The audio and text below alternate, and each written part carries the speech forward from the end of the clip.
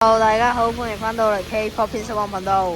咁而家呢，就係去合掌村嘅途中啦，我哋就嚟咗高山市。咁呢一個呢，將會係我哋嘅第二集、第三集，我哋將會去到合掌村。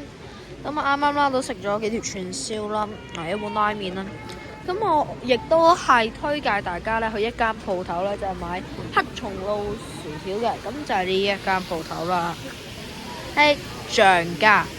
咁我呢度啦係超正嘅，計埋稅呢先係680yen一包，咁啊超好味啦！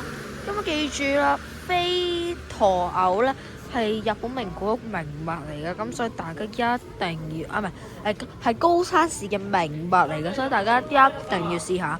好，咁我哋去到都係唔好講住，我哋睇下個天氣先啦。好慘啊！就係陽光普照，咁睇唔到雪啦。好啦，咁我哋人數呢度都唔算多。好，我哋去到合掌村，我哋再見，拜拜。